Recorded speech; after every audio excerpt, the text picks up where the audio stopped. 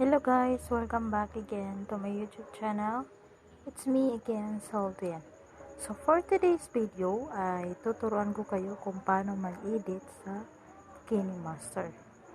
So first, click mo lang yung Kinemaster. Yan. Click mo lang yan. Wait lang natin ang process. Ayan. And click mo lang tong may nakalagay na plus sa gitna. Yan. Click mo lang yan. Then, hanap ka ng YouTube size. Click mo yung YouTube size. Yan. Tapos, hanap ka ng pang background mo. Halimbawa, ang lagay natin ay ito. Yan. Click mo lang yan. Tapos, kung gusto mo siyang i-drag papunta doon, papunta dito.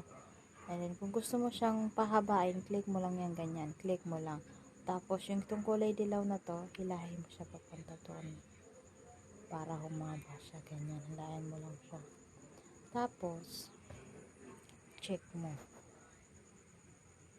Check. Tapos, halimbawa, maglagay tayo ng text.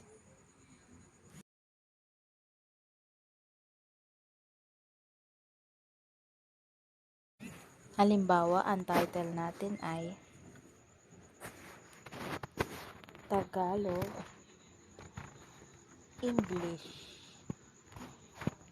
English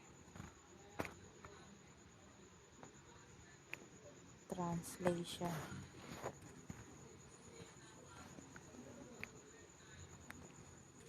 And okay nyo lang yan. Ayan. So, kung gusto nyo na pagandahin yung sulat ng inyong palitan nyo lang yung kanyang pwede siyang nakaganto, yan, nakabukot, yan. Click lang yan. So, yan. Lain nyo lang yung arrow. Tapos, lagyan nyo siya ng kulay. Kung gusto nyo siyang lagyan ng kulay, check nyo muna. Then, click nyo ulit. Tapos, ito ang outline. Yung outline na yan, yan yung pampakulay niya. So, ayan. Click nyo lang yan. Ayan. Then, next color. Yung glow niya, para makita yung letter natin may kulay dilaw. Ayan. Ayan, ganyan. Tapos, check nyo ulit. Kung maglagay naman kayo ng animation, click nyo lang yung in animation. Ayan. Mamimili kayo. Ayan. Kung gusto nyo naman siya na pawagalin, guys, i-drag nyo lang yung ito. Ayan. I-drag nyo lang yan. Kung gusto nyo siyang mabagal o mabilis, ayan. Drag nyo lang yan. Tapos check nyo. And then, click nyo ulit.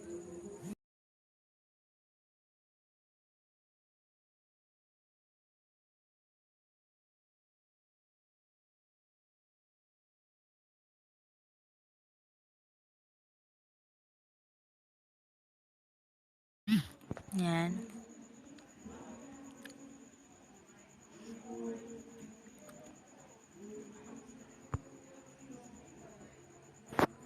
And then, kung gusto nyo lagyan nyo siya ng music, click nyo lang yan. Ayan, click nyo lang. Tapos, add music.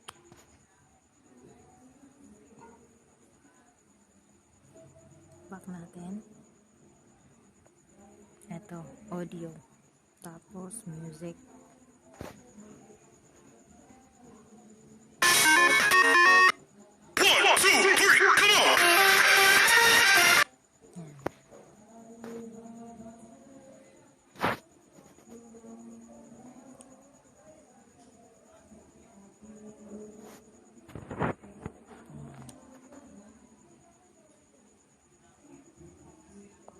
Ayan, try natin. 1, 2, 3, come on!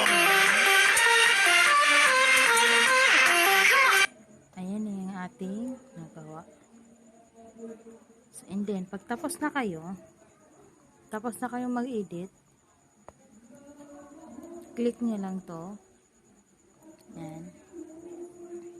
And then, para mas mababa ang resolution niya, ilagay niyo siya sa 360 para hindi agad mapuno ang cellphone niyo. Tapos export nyo, skip nyo lang yung at ayan, yan na yung ating ginawa, exporting. Huwag kayong mag-open na ibang apps kung kayo ay tawag dito, sisave sa Kinemaster kasi titigil din siya. So titingnan yan guys, nakasave na siya. Titingnan natin sa ating gallery. Punta tayo ngayon sa ating gallery kung tingnan natin kung nandun nga siya. So ayan, nandyan na yung ating ginawa. Ayan na siya.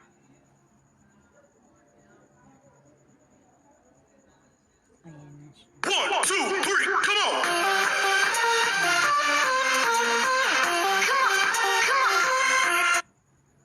So, thank you for watching guys. I hope you've learned from this video.